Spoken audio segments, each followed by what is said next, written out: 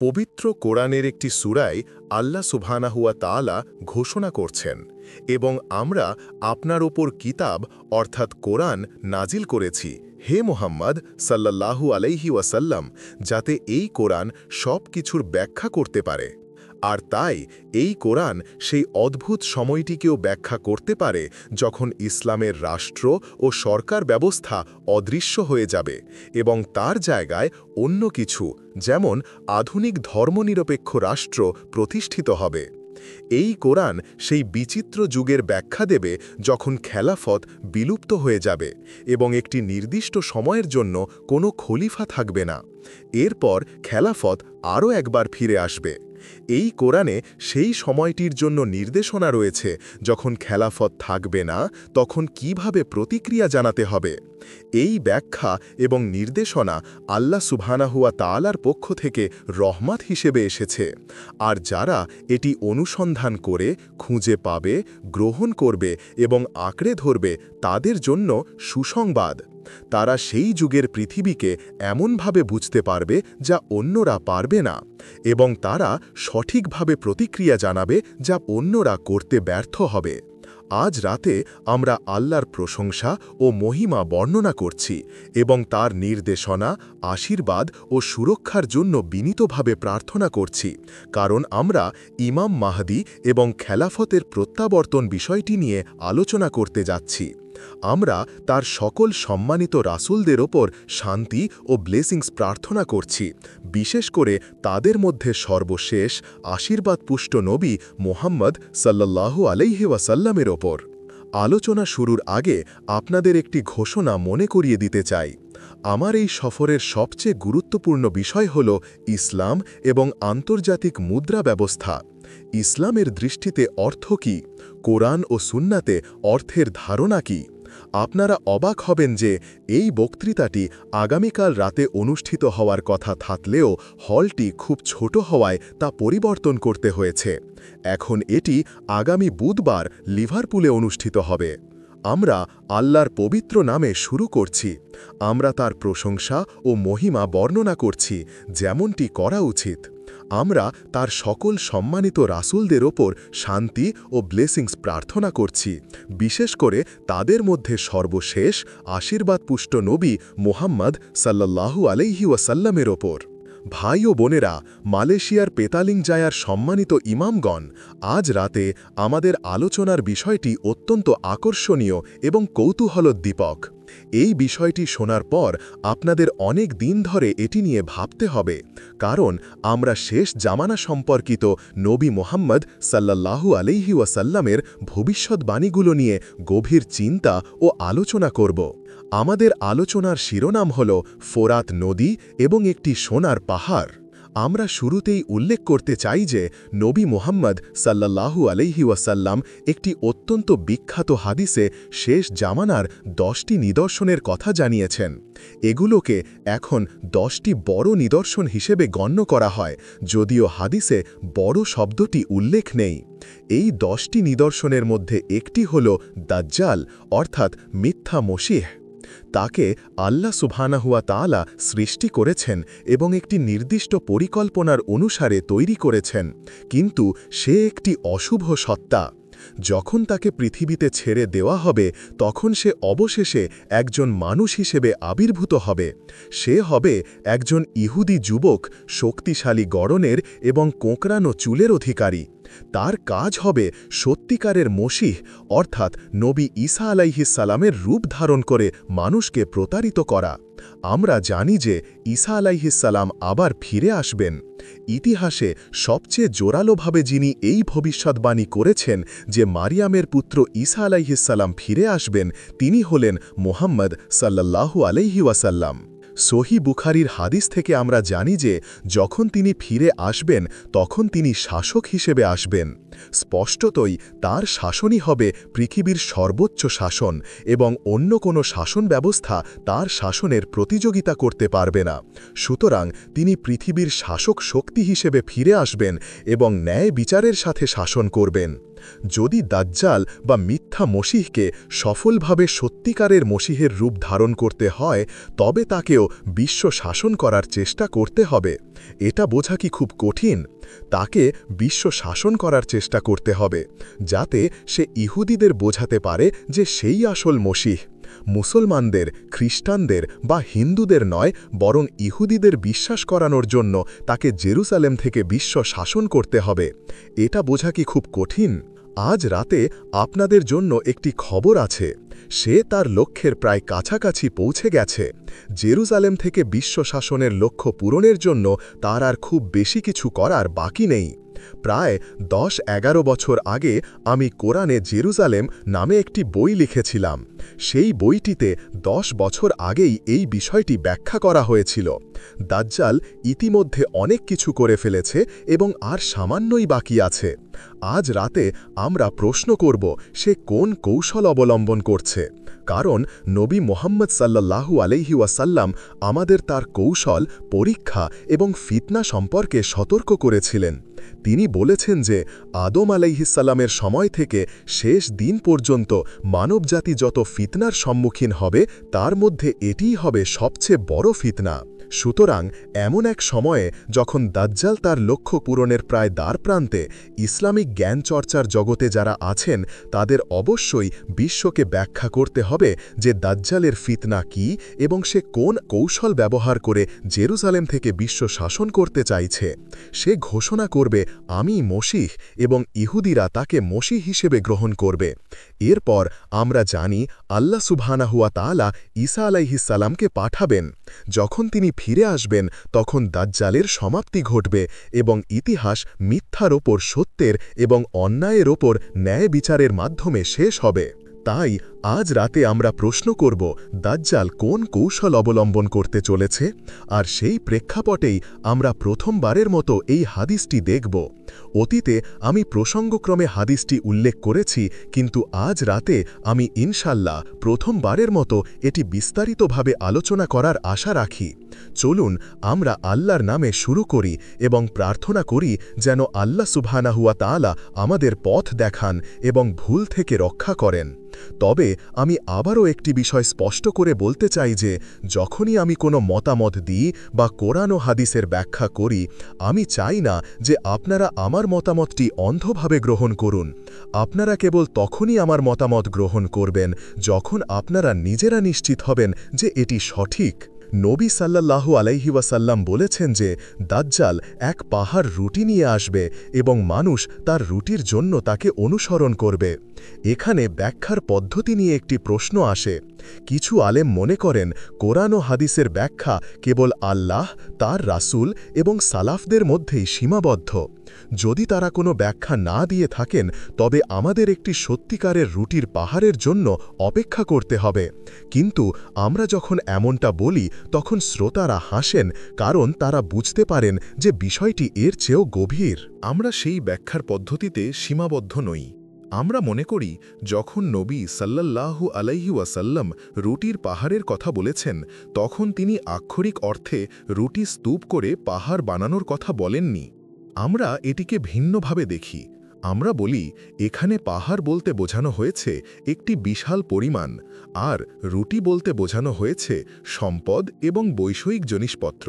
সুতরাং দাজ্জাল বিপুল সম্পদ সংগ্রহ করবে এবং কিছু লোক আল্লাহ ও তার রাসূলের প্রতি বিশ্বস্ত না থেকে সেই সম্পদের জন্য তাকে অনুসরণ করবে। দাজ্জাল তার সম্পদ দিয়ে মানুষকে কিনে নিতে পারবে। প্রশ্ন হল, এই বিপুল পরিমাণ সম্পদ সংগ্রহ করার জন্য এবং সেই সম্পদকে ক্ষমতা হিসেবে ব্যবহার করে বিশ্ব শাসনের দিকে এগিয়ে যাওয়ার জন্য সে কোন কৌশল ব্যবহার করে। আমরা জানি যে সম্পদই শক্তি। যদি আমার কাছে সম্পদ থাকে, আমি শাসন করতে পারব এবং যাদের সম্পদ নেই তাদের দাস বানানো যাবে। আমরা রিবা বা সুদের কথা জানি। সুদখোর যখন আপনাকে সুদে টাকা ধার দেয় তখন সে সবসময় ধনী হওয়ার জন্য তা করে না। জন পার্কিন্সের লেখা confessions of an economic hitman বইটি পড়লে আপনারা জানতে পারবেন যে সুদখোর কখনো কখনো আপনাকে দাস বানানোর জন্য টাকা ধার দেয়। তাই বিশ্বজুড়ে ব্যাংকিং ব্যবস্থা, যার কেন্দ্রে রয়েছে বিশ্ব ব্যাংক এবং আন্তর্জাতিক মুদ্রা তহবিল IMF, এবং দুর্ভাগ্যবশত কিছু তথাকথিত ইসলামিক ব্যাংকও দাজ্জালের কৌশলের একটি গুরুত্বপূর্ণ অংশ হিসেবে কাজ করছে, যা বিশ্বজুড়ে মানুষকে দাসত্বে আবদ্ধ করছে। কিন্তু আজ আমাদের আলোচনার বিষয় এটি নয়। আমাদের বিষয় হল ফোরাত নদী এবং একটি সোনার পাহাড়। নদী সাল্লাল্লাহু আলাইহি ওয়াসাল্লাম বলেছেন এবং হাদিসটি সহি বুখারী ও সহি মুসলিমে বর্ণিত হয়েছে, ফোরাত নদী একটি সোনার পাহাড় উন্মোচিত করবে। হাদিসের অন্য একটি বর্ণনায় আছে, মানুষ সেই সোনার জন্য যুদ্ধ করবে এবং প্রতি 100 জনের মধ্যে 99 জন নিহত হবে। প্রত্যেকেই বলবে, আমি আশা করি আমি সেই ব্যক্তি হব যে বেঁচে থাকবে। সুতরাং যারা সেই সোনার জন্য যুদ্ধ করবে তাদের কেউই জানবে না কে বাঁচবে। প্রচলিত যুদ্ধে প্রতি 100 জনে 99 জন নিহত হয় না। তাই আমাদের প্রথম প্রতিক্রিয়া হল, এটি অবশ্যই প্রচলিত যুদ্ধের চেয়ে ভিন্ন কিছু হবে। এটি পারমাণবিক যুদ্ধ বা অন্য কোনো গণবিধ্বংসী অস্ত্রের যুদ্ধ হতে পারে। তিনি আরও বলেছেন যে বিশ্বাসীদের অর্থাৎ মুসলমানদের সেই সোনা নেওয়া উচিত নয়। আমরা যেমন রুটির পাহাড়ের ক্ষেত্রে প্রশ্ন করেছিলাম, তেমনি এখানেও প্রশ্ন করছি, এটি কি আক্ষরিক অর্থে ধাতব সোনার পাহাড় হবে? আমরা বলেছিলাম যে রুটির পাহাড় আক্ষরিক অর্থে হবে না, এটি ছিল প্রতীকী ভাষা। একইভাবে আমরা মনে করি ফোরাত নদীর নিচ থেকে একটি সত্যিকারের সোনার পাহাড় আকাশে উঠে যাওয়ার জন্য আমাদের অপেক্ষা করার প্রয়োজন নেই। আমরা এটিকে ধর্মীয় প্রতীক হিসেবেই দেখি। তবে সবকিছুই প্রতীকী নয়। যখন নবী সাল্লাল্লাহু আলাইহি ওয়াসাল্লাম বলেছেন যে ঈসা আলাইহিসসালাম ফিরে আসবেন, তখন তা প্রতীকী নয়, তা বাস্তব। আমরা মনে করি পাহাড় বলতে এখানে একটি বিশাল পরিমাণ বোঝানো হয়েছে, কিন্তু এটি কি ধাতব সোনা হবে? আমরা বলি না। আমরা বলি ফোরাত নদী যেখানে অবস্থিত সেই এলাকা থেকে এমন কিছু আবিষ্কৃত হবে যা সোনার মতো কাজ করবে, আর আমরা এটিকে তেল হিসাবে চিহ্নিত করি। এটি আমাদের মতামত। আপনার এটি গ্রহণ করা উচিত নয় যতক্ষণ না আপনি নিশ্চিত হন যে এটি সঠিক। যখন তেল অর্থের মতো কাজ করে তখন বিশ্ব পেট্রো ডলার নামক একটি ব্যবস্থার সাক্ষী হয়। আমি 40 বছর ধরেও এটি বুঝতে পারিনি। আমি স্বীকার করছি যে যখন 1944 সালে ব্রেটন উডসে এই আন্তর্জাতিক মুদ্রা ব্যবস্থা তৈরি করা হয়েছিল, তখন তাদের পরিকল্পনা ছিল ফোরাত নদীর সেই সোনার পাহাড় পর্যন্ত পৌঁছানো, কিন্তু আমি তা বুঝতে পারিনি। 1944 সালে ব্রেটন উডসে তারা যা করেছিল তা হল এমন একটি আন্তর্জাতিক মুদ্রা ব্যবস্থা তৈরি করা যা দিরহাম ও দিনারকে প্রতিস্থাপন করবে। সোনাকে অর্থ হিসেবে ব্যবহার করা নিষিদ্ধ করা হয়। এটি ছিল জায়নবাদীদের কাজ। কিন্তু আল্লাহ দিনার ও দিরহামকে অর্থ হিসেবে হালাল করেছেন। কোরআনে দিনার ও দিরহামের কথা আছে, সুন্নাতেও আছে। যদি আপনি আল্লাহ যা হালাল করেছেন তবে তা কি পাপ নয়? এটি শিরক। তারা ব্রেটন উডসে যা করেছিল তা হল কাগজের মুদ্রার এই বিশ্ব আন্তর্জাতিক ব্যবস্থা দিরহাম ও দিনারকে প্রতিস্থাপন করবে, আর কাগজের মুদ্রার মধ্যে শুধুমাত্র মার্কিন ডলারকে সোনায় রূপান্তরযোগ্য করা হয়। অর্থাৎ আপনি আপনার মার্কিন ডলার নিয়ে মার্কিন যুক্তরাষ্ট্রে গেলে তারা আপনাকে প্রতি আউন্স সোনার জন্য $35 দেবে। কিন্তু বিশ্বের অন্য কোনো কাগজের মুদ্রা সোনায় রূপান্তরযোগ্য ছিল না। Pakistani rupee, Saudi Real, Malaysian ringgit কোনোটিই নয়। তাদের মূল্য মার্কিন ডলারের সাথে বিনিময়ের ভিত্তিতে নির্ধারিত হতো। এর মাধ্যমে আপনি মার্কিন যুক্তরাষ্ট্রকে, যা বিশ্বের অন্যতম শাসক রাষ্ট্র, মানব জাতির ওপর শাসন প্রতিষ্ঠার জন্য একটি অত্যন্ত মূল্যবান অস্ত্র তুলে দিয়েছেন। এই ব্যবস্থাটি 1944 সাল থেকে 1971 সাল পর্যন্ত কার্যকর ছিল। এতদিন স্থায়ী হওয়ার কারণ হল কেউ কখনও মার্কিন যুক্তরাষ্ট্রের কাছে সোনা চাইতে যায়নি। এই সময়ে মার্কিন সরকার তাদের কাছে থাকা সোনার চেয়ে বেশি ডলার ছাপছিল। 1971 সালে প্রবাদলি ফরাসি সরকার বিপুল পরিমাণ মার্কিন ডলার নিয়ে মার্কিন যুক্তরাষ্ট্রের কাছে গিয়ে বলে, আমরা সোনা চাই। মার্কিন যুক্তরাষ্ট্র জানত যে খেলা শেষ। তারা আন্তর্জাতিক আইনের অধীনে তাদের বাধ্যবাধকতা ভঙ্গ করে এবং ডলারকে সোনায় রূপান্তর করতে অস্বীকার করে। আমি যা বুঝতে পারিনি এবং এখন বুঝতে পারছি তা হলো এটাই ঘটার কথা ছিল। ব্রেটন উডসে যে ব্যবস্থা তৈরি করা হয়েছিল তা স্থায়ী রাখার কোনো ইচ্ছাই তাদের ছিল না। তারা যা চেয়েছিল তা হলো সেই সোনার পাহাড়, আর তারা চেয়েছিল সেই সোনার পাহাড়টি যেন অর্থের মতো কাজ করে। 1971 সালে তারা তাদের প্রতিশ্রুতি ভঙ্গ করার পর হাদিসটি পূরণ হওয়ার মঞ্চ প্রস্তুত হয়। এটি ছিল একটি গোপন চুক্তি যা 1973 সালের যুদ্ধের পর আসে। সৌদি আরবের বাদশাহ ফয়সাল মার্কিন যুক্তরাষ্ট্রের ওপর তেল নিষেধাজ্ঞা আরোপ করেন। সেই নিষেধাজ্ঞা আরোপ হওয়ার সাথে সাথেই তেলের দাম ব্যারেল প্রতি $4 থেকে লাফিয়ে অনেক উপরে উঠে যায়। আরব তেল উৎপাদনকারী দেশগুলোর চোখ খুলে যায়। তখন মার্কিন যুক্তরাষ্ট্রের একজন অত্যন্ত ধূর্ত পররাষ্ট্রমন্ত্রী ছিলেন, যার নাম হেনরি কিসিঞ্জার। কিসিঞ্জার সৌদি আরবে যান এবং বাদশাহ ফয়সালকে এই চুক্তিতে রাজি করাতে সফল হন যে সৌদি আরব শুধুমাত্র মার্কিন ডলারে আদের তেল বিক্রি করবে। বাদশাহ ফয়সাল এতে রাজি হন। এরপর তিনি অন্যান্য আরব তেল উৎপাদনকারী দেশগুলোকেও রাজি করান এবং ওপেকের সকল সদস্য এই নিয়ম মেনে নেয় যে তারা কেবল মার্কিন ডলারে তেল বিক্রি করবে। আর এভাবেই জন্ম হয় পেট্রো ডলার ব্যবস্থা। ব্রেটন উডসে তারা এটাই চেয়েছিল। তারা একটি কার্টেল বা একচেটিয়া বাজার তৈরি করে যেখানে তারা দাম নির্ধারণ করে। এটি ইসলামে হারাম। নবী সাল্লাল্লাহু আলাইহি ওয়াসাল্লামের সময় এক ব্যক্তি এসে বলেছিল, হে আল্লাহর রসুল, দাম খুব বেশি, দাম নিয়ন্ত্রণ করুন। তিনি 3 বার বলার পরও নবী রাজি হননি এবং বলেছেন, না, আমাদের বাজারে দাম নিয়ন্ত্রণ করা হয় না। ইসলাম বিশ্বকে একটি মুক্ত ও ন্যায্য বাজার দেয় যেখানে বাজারই দাম নির্ধারণ করে। কিন্তু ওপেকের মাধ্যমে তেলের বাজার এখন নিয়ন্ত্রিত। তেলের দাম আর মুক্ত ও ন্যায্য বাজার দ্বারা নির্ধারিত হয় না, বরং যারা বাজার নিয়ন্ত্রণ করে তারা দাম নির্ধারণ করে। তখন থেকেই তেলের দাম কেবল এক দিকেই যাচ্ছে, উপরের দিকে।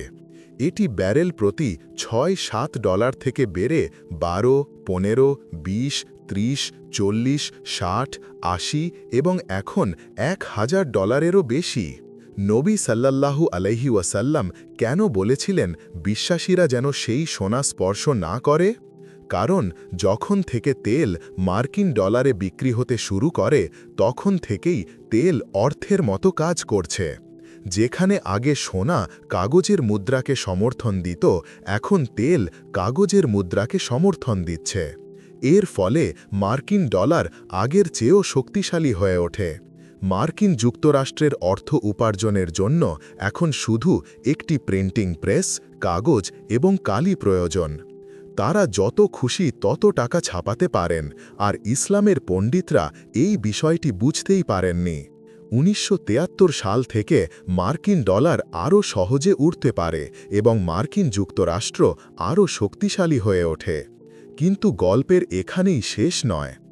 আরবরা দেখল যে মার্কিন ডলারের স্তূপ তাদের দিকে আসছে, কারণ তেলের দাম বেড়েই চলেছে। কিন্তু তারা এটা বুঝতে পারেনি যে যখন আপনি তেলের বাজার নিয়ন্ত্রণ করেন এবং দাম বাড়াতে থাকেন, তখন বিশ্বের বাকি দেশগুলোর কি হয় যারা এই দাম বহন করতে পারে না। মিশর, পাকিস্তান, বাংলাদেশ, ইন্দোনেশিয়ার মতো দেশগুলো আরও গরিব হতে থাকে, আর জায়নবাদীরা বসে বসে হাসে। আমাদের নিজেদের লোকেরাই আরব তেল উৎপাদনকারী দেশগুলো পেট্রোডলার ব্যবস্থার মাধ্যমে তাদের নিজেদের মুসলিম ভাই বোনদেরকে দরিদ্র ও দাস বানানোর ক্ষেত্রে একটি বড় ভূমিকা পালন করেছে, জায়নবাদীদের সুবিধার জন্য। এ কারণেই নবী সাল্লাল্লাহু আলাইহি ওয়াসাল্লাম বলেছিলেন, সেই সোনা স্পর্শ করো না।